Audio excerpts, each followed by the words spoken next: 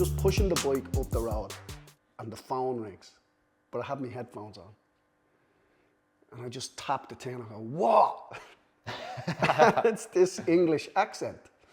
And he goes, hey, going, my name's such and such. I'm from the UFC.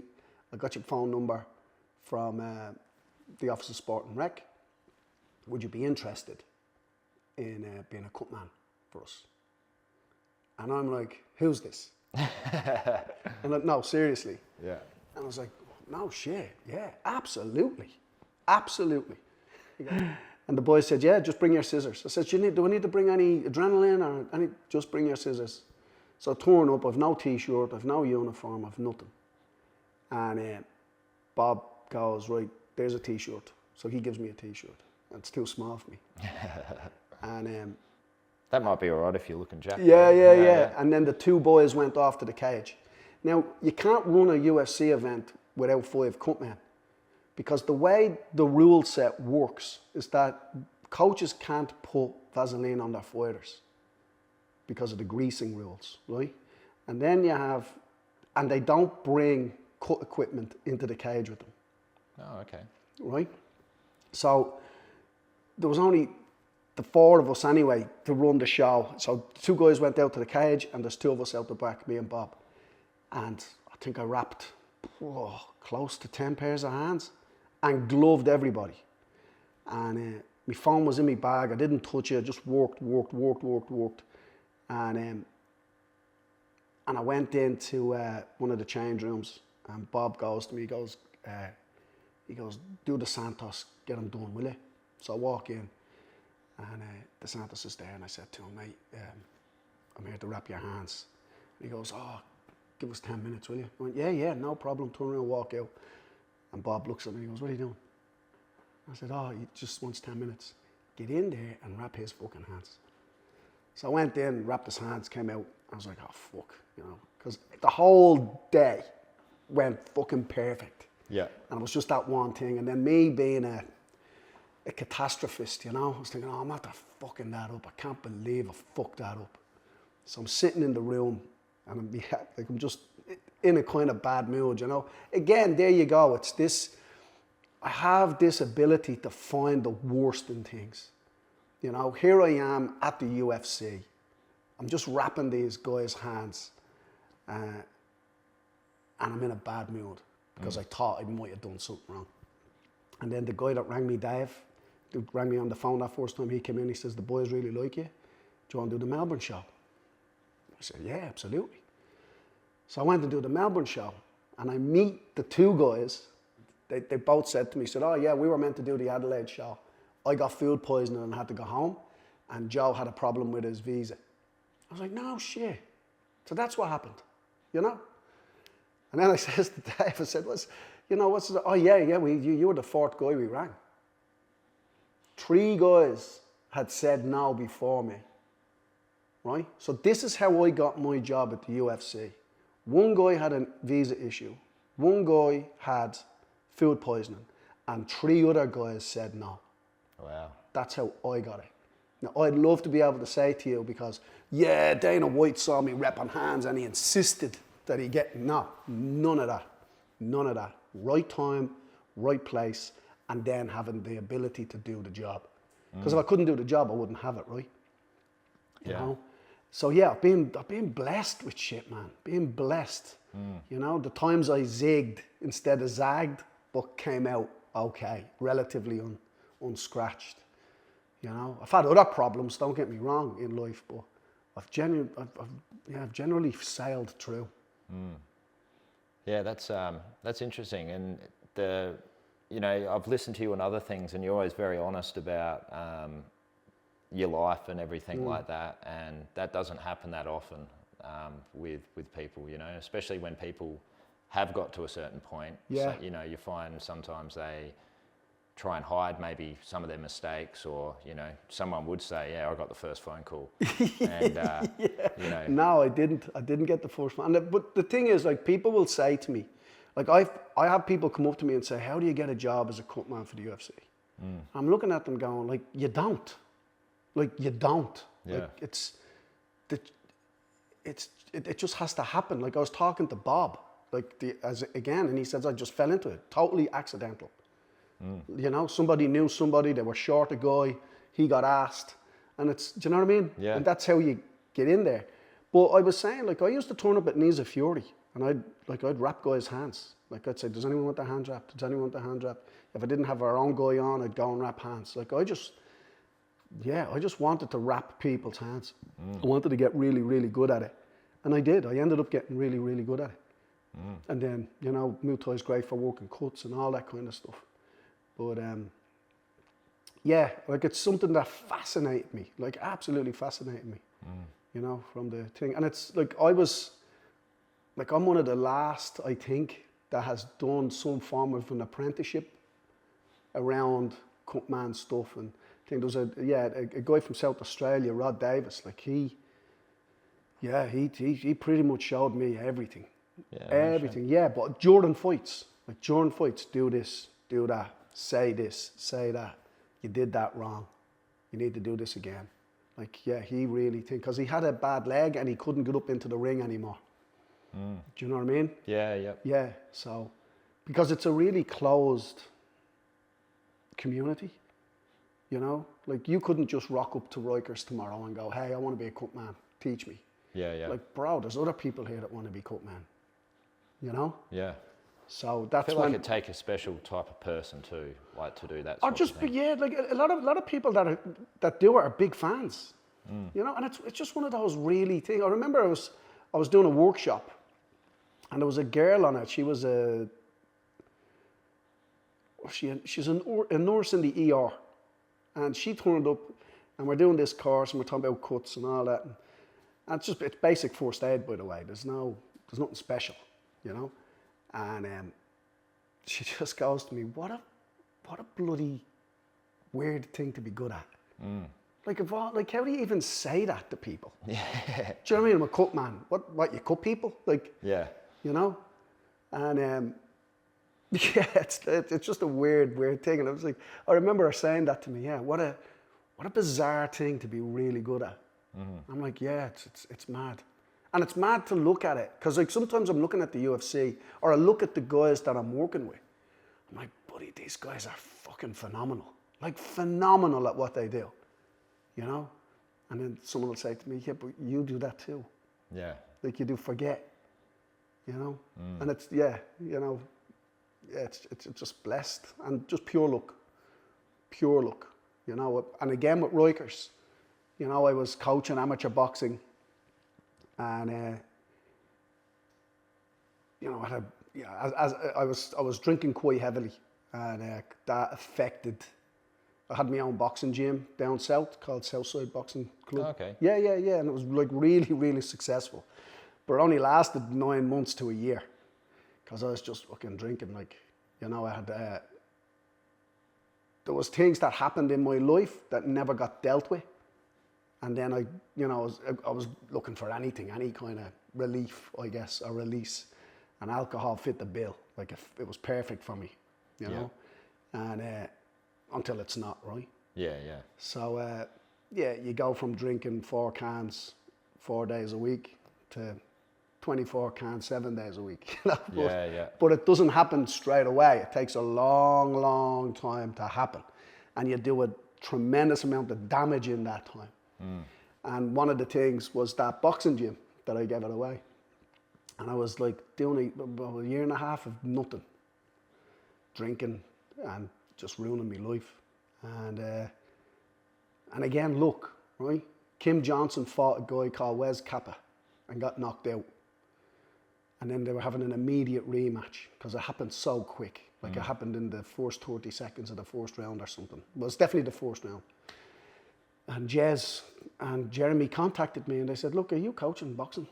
And I was like, nah, not doing anything at the moment. I said, would you be interested in coming up and maybe just helping Kim, you know, with his boxing? And, you know, in my head, you know, this massive ego, you know, in my head. And I remember driving up there and thinking to myself, yeah, I'm going to turn this dude into, you know, a world champion. And I get in there and I'm like, holy shit, like, this guy, like Kim Johnson, like, this guy doesn't need to be the next boxing world champion. He just needs to have a rough idea how boxers think and move. That's it. Yeah. So that's what we did. So I started working with Kim Johnson, and then Jez asked me to stick around at the gym. So I stuck around at the gym, and then we had Charles August, Charlie Chow, Theo, Paul Slawinski for a couple of fights, May, and then Matty Stevens came through, just fucking killer after killer after killer. And then I was coming away from boxing completely from a coaching point of view. I was still watching it as a fan, but it was just adapting boxing to Muay Thai, you know, because as soon as you can throw a short knee up the middle, you're taking away pretty much all of the inside game for boxers. Yeah, right. Yeah, yeah. Because in boxing, there's an accidental headbutt rule, right? Or an accidental clash of heads. And it means then if the head clash happens after the fourth round, sometimes it might be the third round, you go directly to the judges' scorecards. If it happens before that, it's a no contest. It's called the accidental head clash rule.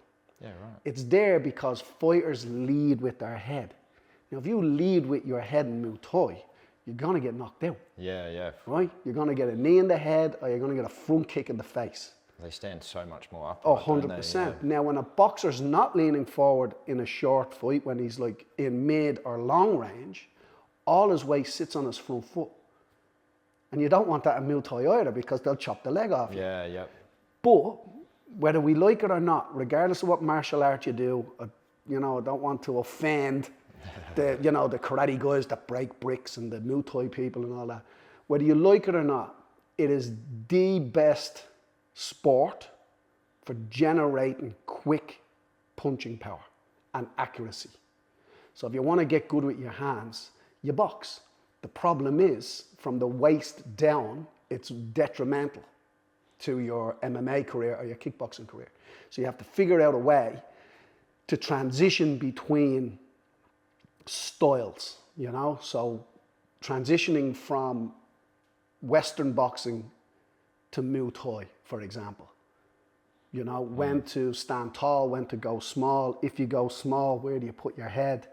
And I loved it. I loved the problem-solving aspect of it, you know? Because I'd be training Kim, and Jez would be standing there, and he'd be like, you can't do that. If he does that, this will happen. I'm like, holy shit, yeah, you can't lead with the right hand. You lead the right hand, you catch an elbow. I'm like, fuck. I was like, how do we do this?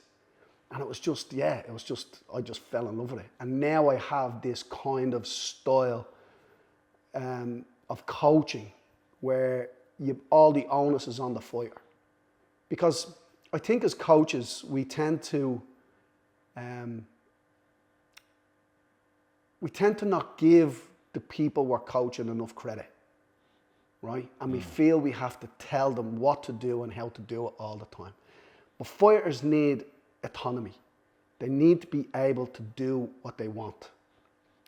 And so what I would do is I would coach a technique purely in the Western style of boxing and then emphasize the counter that would come back off that if you were fighting a Muay Thai guy.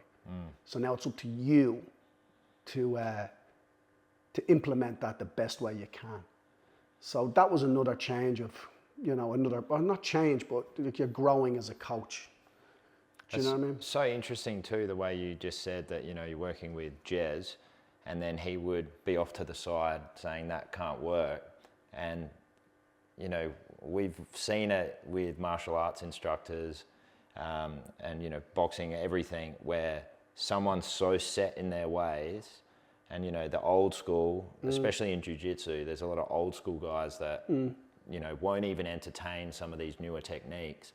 But I feel like the best coaches and, they're always open to new ideas. And then you work with someone like me and Miles, I play a bottom game. I like the bottom game and I use that to get up. Whereas he likes to wrestle, get on top. But then because of his MMA, if he gets an underhook on you from half guard, he's getting up. It's a nightmare to deal with.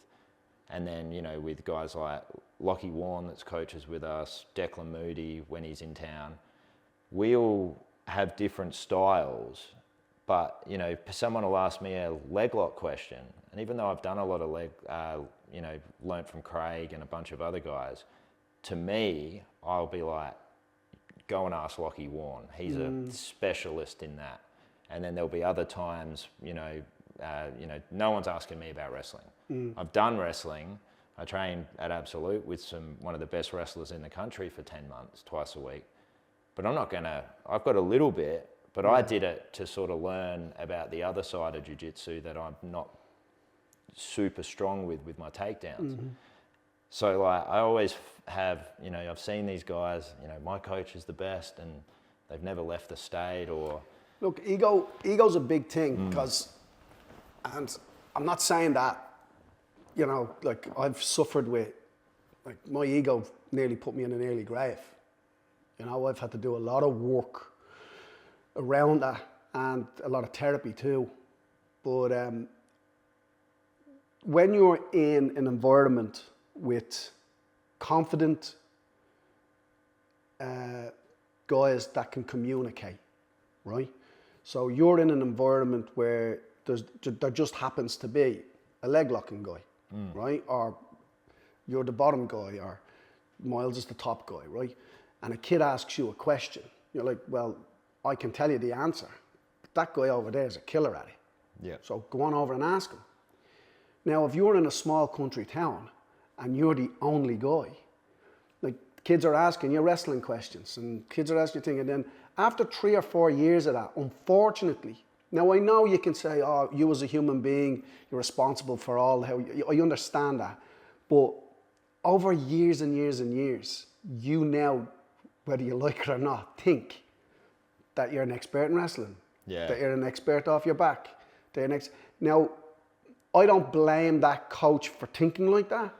What I do blame him for is not leaving that town at least once a month and wrestling with real wrestlers and then say, oh God, I'm not that good. But they stay in their little pocket and they create this little cult, if you like, of followers. Yeah. And what happens is they realize that, shit, if I let little Johnny go over there, he'll think that I'm less of a coach. Yeah. And what they don't understand is, again, like I've been coaching a very, very long time. You have a love for your first coach that never leaves you. Like never. And as coaches, let your kids go, let them explore. You know, like I've got 2 kids, right? You don't pick your kid up and say, right, you're playing tennis. Like, you hand him a tennis racket, but you also take him swimming. And he plays soccer. And they do gymnastics. And they do all the sports. And then eventually they'll say, oh, do you know what? I might do the chess. Like, oh, fuck, I want you to be a tennis player. But that, they have to find their own way, right? And I think martial artists need to go and do all the martial arts, and then they'll either come back or they won't. You know, and I think you shouldn't be afraid of one of your students leaving because they want to do something else. Yeah. You know, but it's hard. Like there's not a single coach in the world that doesn't have a story about, you know, some fighter that he's had since he was 14 years old. He's probably broke up with a girl because of this kid. Probably quit a job because of this kid. And then that kid, he takes him all the way through to a world title. And then that kid leaves him, goes to another gym. And he's just standing there going, what? The heart straight in the corner. 100%, like betrayal. And so there are those stories, you know, where kids come and go. And so I understand both sides of the coin. Like I understand the coach that wants to keep the kid. And I understand the coach that's like, yeah, go ahead, learn from that guy. All that kind of stuff. But, you know, it's so much of it is a business as well. Like I don't want to lose business. Yeah. You know what I mean? Yeah, yeah. Like, you know, you'll buy my belt, you'll do my grading system, you'll whatever. And it's a business plan. And if he has a mortgage or he wants to get a loan, he has to go to the bank. The bank is saying, how much money have you got coming in? And he's like, well, I've got 4 gradings, I've got 80 kids. You know, those kids start leaving. He's not thinking human. He's thinking mortgage. Yeah. You know, so there's a bit of that too. But any kid at a high level that's competing, like if someone said to my son Asher trains down at Complete Control with Alan, right? Yep. And Keegan. And if he ever went to an open mat or something, and Alan came up to me and went, listen, I heard you brought Asher down to Miles's. I'd really prefer if you didn't. I'm like, no way, thanks for asking me really politely. But fuck off. Yeah. Do you understand? Like, that's a massive red flag. You know what I mean? You don't tell anybody what they can and can't do. That's a no-no. Do you know what I mean? That's what happened to me and Craig at the first gym we trained at. Yeah. And we weren't allowed to cross train. We, you know, weren't allowed to. Like, it's mad, isn't it? Yeah, it was very hard. And Craig, and that's where we started training with Lockie Warren, and Craig and Lockie Warren would sneak off and go and do open mats at other gyms, and then it would be that stress and anxiety of, you know, fuck, what about if they get caught? And, you know, it was a very toxic environment for all of us in our late teens, early 20s, and that's what led to us leaving. Yeah. And, you know, Craig went over to Melbourne with Lockie Warren and one of the other boys, Tommy Everett, and they went to train with Lachlan Giles. And the wild thing about that was that by far was the best no-gi gym in the country at that point. They did both, but their no-gi was a level above. And when I moved over there, it always spun me out because we'd have black belt coaches from other gyms come in and do the pro sessions. And, you know, there's a guy from a gym, you know, half an hour away, and he's coming to train with all of us. And I was like, it was so foreign to all of us because, you know, we weren't even really allowed to, you know, it wasn't encouraged for us to even mingle with other people from other gyms. It was always us against them. Yeah. And, you know, at M16, we encourage, you know, go and train. I'll go out to Nick Hughes's gym, you know, I was coaching at Complete in the mornings. The boys go down there on a Sunday morning for open mat. We get a bunch of people come and cross train with us, and it's such a more positive environment for people to be around. And that's one thing, like, I've tried to go so far the other way to what I was exposed to at the start.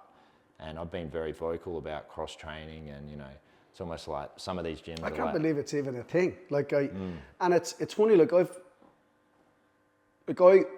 quit drinking 7.5 years. I quit drinking.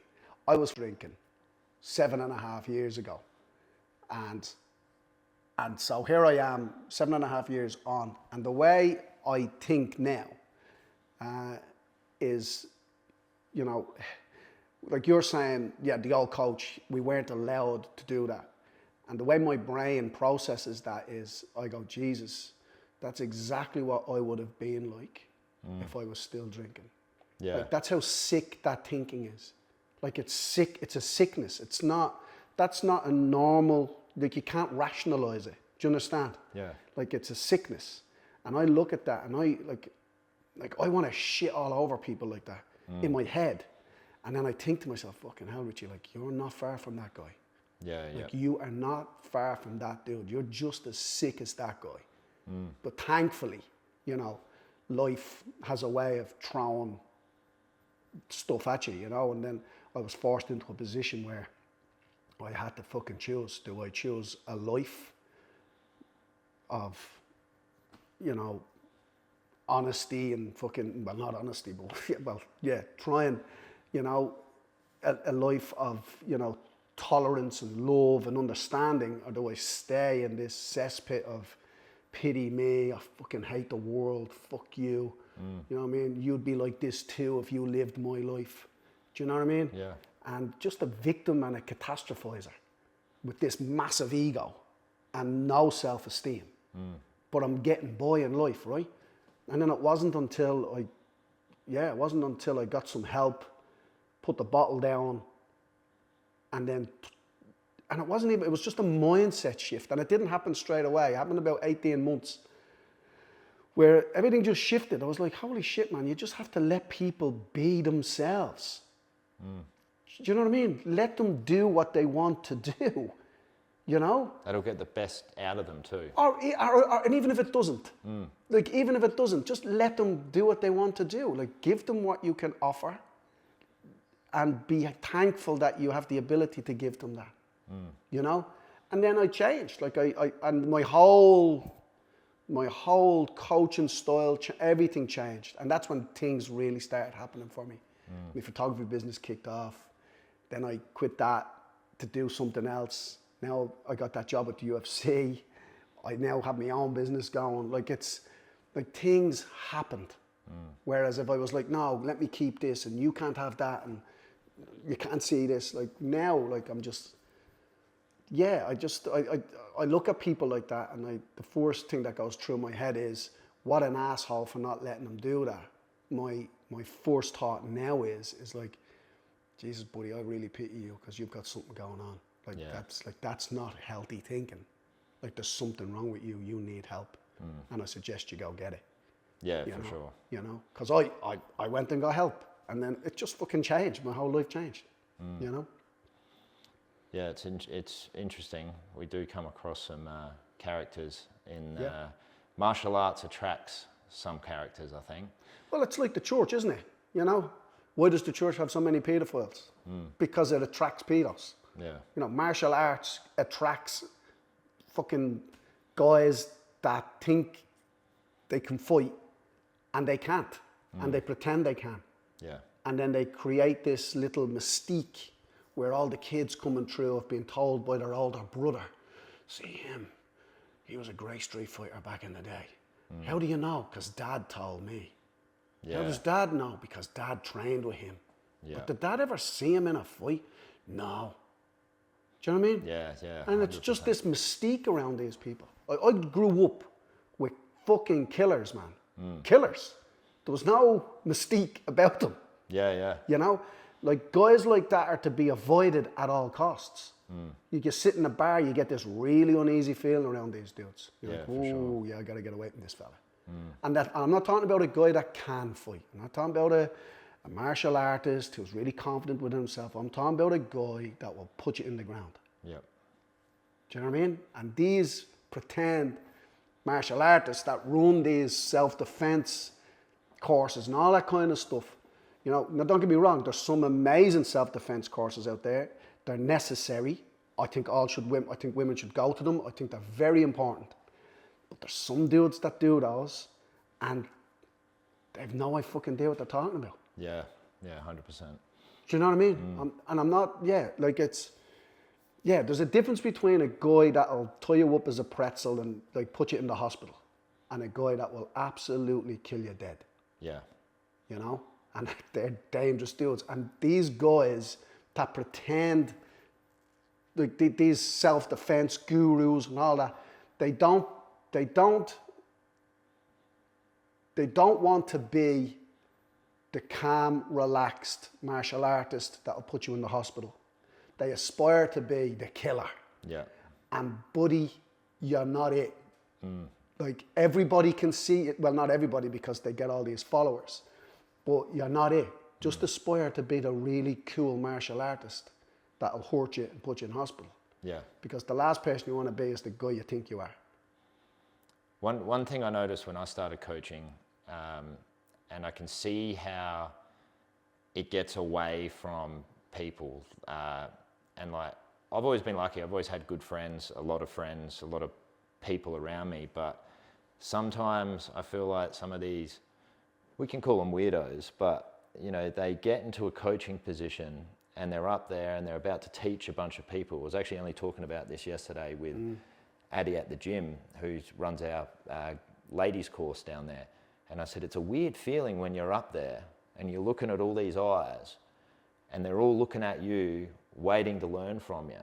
And I said, it's a trip because it kind of throws you off a little bit because you're like, oh shit, they're all here to learn from me. And you know, there is that, you got to have confidence as a coach And I can see how that would go to someone's head, and with the wrong type of person, or, you know, a bad character in them, that is when, you know, you hear about those dudes in cults that all of a sudden are fucking everybody and, you know, trying to get them to drink the Kool-Aid. Yeah. But yeah. I can see, I won't say sympathize for those types of people, but I'm like, all right, I can see how that got away from them. Yeah, and you have to remember, like, a lot of these guys, like, you go up to the martial arts instructor, right? You say, how'd you get into martial arts? Like, I was bullied as a kid. I was always an outsider. And then I found martial arts and it gave me all this confidence. Okay. Now he runs his own gym. Like, did you ever get over your bullying, by the way? Did you ever fix your shit? No. Just run this gym now. And guess what? They're not allowed cross-train. Yeah. They have to wear the right uniform. They have to bow down. He's probably sleeping with half the girls. Do you know what I mean? Yeah. But you get a guy that's, you know, he's out there, he's competing, he's doing his best to grow, to grow as an athlete, all that kind of stuff. And then when his career's over, he goes, no, I'm going to give this coaching a go. And then he gets into the coaching. There's two types of coaches, right? Yeah. You have the guy that loves the sport, I guess he loves the sport, but never really did it. And you have the guy that has competed in it, doesn't want to let it go, becomes a coach. You know, now both of them can be terrible, or both of them can be great. Yeah. Right? You can get a guy who's an ex-world champion and just loses his shit every time you do something wrong. You know? But yeah, man, and you can pick them a mile away. Like, I'll be listening, you know, you'll be watching the boxing on TV, right? And then you'll have some commentator say, yeah, that's the problem with boxing now. There's no teachers anymore. They're all coaches. And I listen to that going, listen to yourself talking. Like, do you know what you're saying? You know, because a coach has to be able to teach. Right? You don't just coach. Yeah. You know? And so they're like, oh yeah, they're just trainers. You're like, bro, that's the progression. Like, a young kid comes to your gym, they've never boxed before. They don't know anything about it. You need to teach them how to do it. Yeah. Okay, good. So you're teaching them how to do it. Now you're a teacher, right? Then when they get proficient in that technique, you know, okay, we're going to go and practice that technique. So now you're a trainer. You're training them how to do the technique. And then when they become proficient in the training, you put them into the ring, they're sparring, and now you're coaching them. So you've gone from a trainer to a teacher, from a teacher to a trainer to a coach. You're not one or the other. You're all of it. Yeah. Right? But again, people set in their ways. No, coaches, no, you need to be a trainer. Trainer, no, you need to be a teacher. Not enough teachers. Bro, shut the fuck up, will you? Like, seriously. It's funny because, you know, anybody can teach, like with jiu-jitsu, people will watch YouTube or Instagram, and like, I do, I love it, and that's how I get a lot techniques. I've also been fortunate to train with some of the best in the world.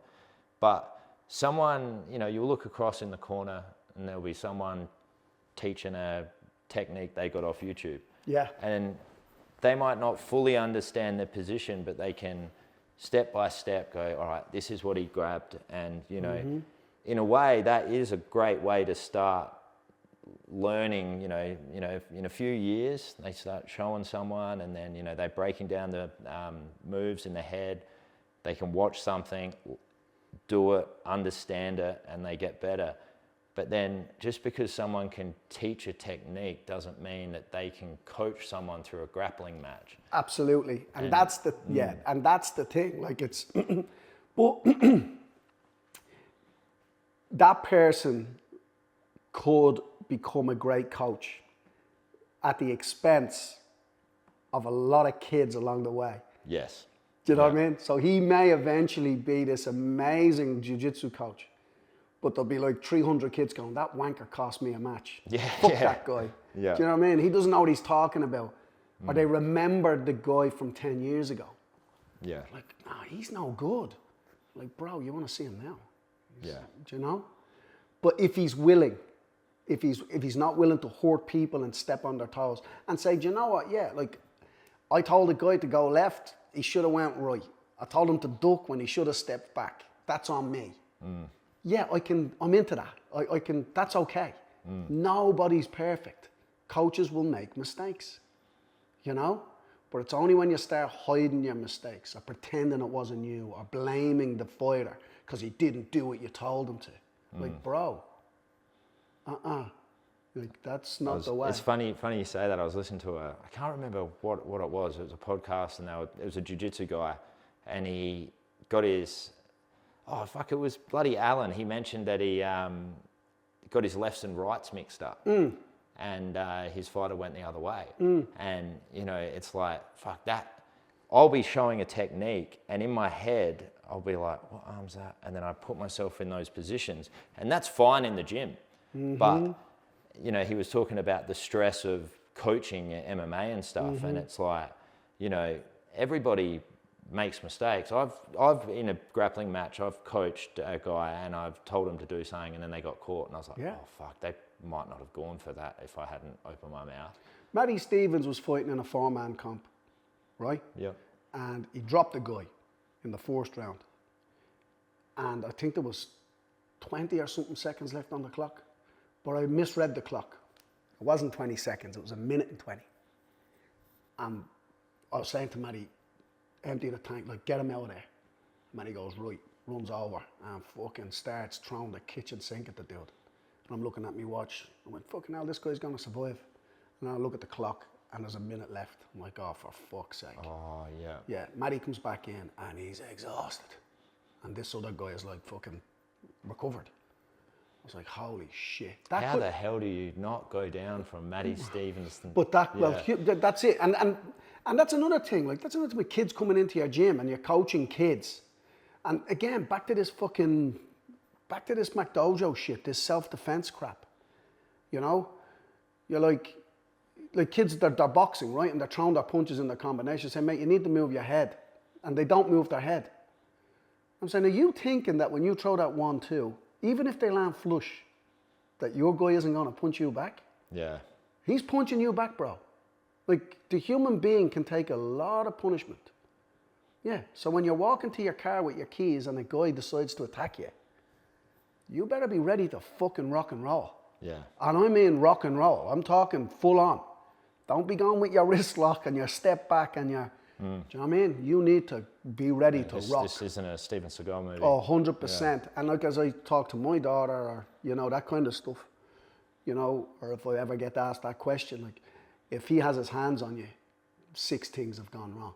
Yeah. Do you know what I mean? 6 things have gone wrong. 1, you shouldn't be parked over there. Always park under the light, close to the door. If you can't get to the door, drive around, do another lap. If your car's far away, ask someone to walk you to your car. There's a million things. That guy should never, ever put his hands on you. If he puts his hands on you, it's too late.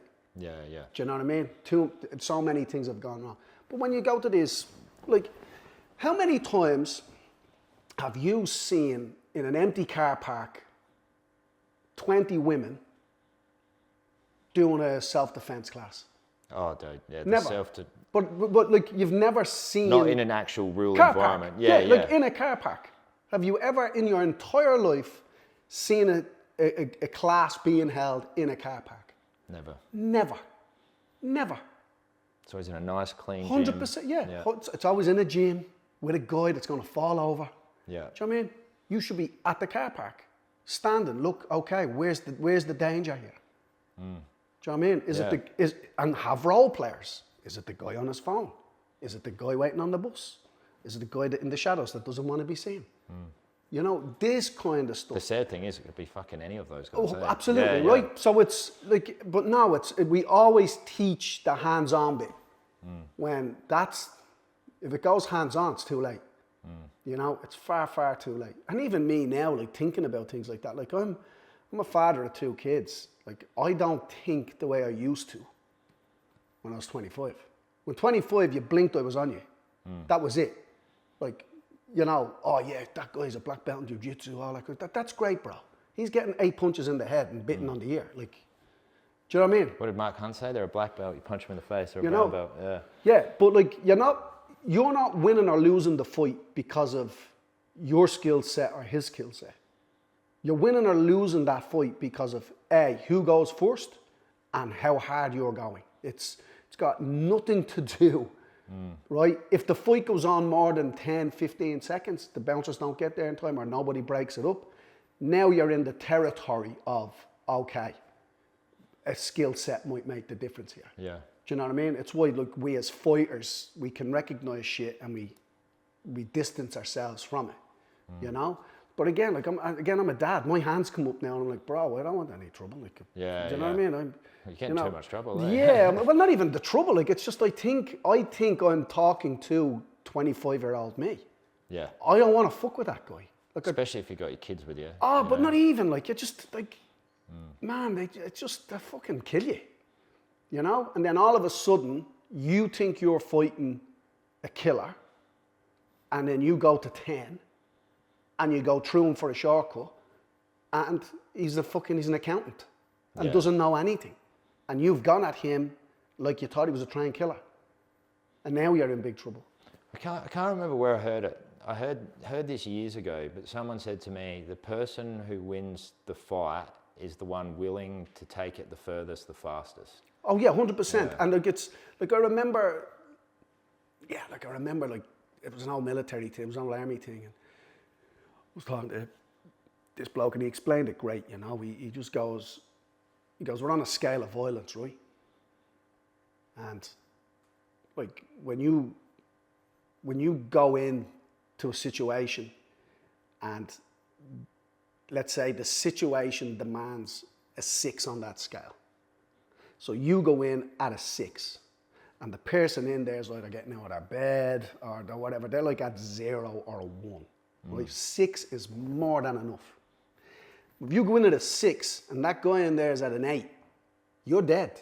Yeah, yeah. So the rule of thumb is go to 10. Yeah. That way then it's getting dealt with. And the thing is, like, I don't have, like me personally, I can't go to a 10. I just could never go there. Yeah. Do you know what I mean?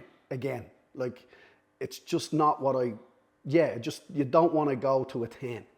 So now you're trying to de-escalate. You're trying to come back from a 4, like, buddy, I don't want any trouble. You know? And the thing about, again, like, I don't know whether it's a man thing or an ego thing. It's sure as hell not a martial arts thing. But we all have this fixation and fantasy about, you know, look at that dude. Do you know what he could do to you? And then you're telling your mates, he'd fuck you up. And your mate's like, I don't care about anything like that. Is he a nice guy? Yeah, like, no. is he a nice dude? Yeah. Like, imagine, like, that's how people introduced you. You know, oh, this is me mate Bob. No shit, yeah, he's fucking sound, man. He's sound. He does a bit of stand-up comedy. He's fucking sound. What a great way to be introduced to somebody. Yeah, this is me mate Bob. He fucking snap your neck. Like, fuck off, bro. You know, like, just, is he a nice guy? Is he a nice guy? But we, and especially, like, you know, I do it myself, you know what I mean? Like, you look at guys who are killers and you're like, oh, yeah, you know, that's a man's man, you know?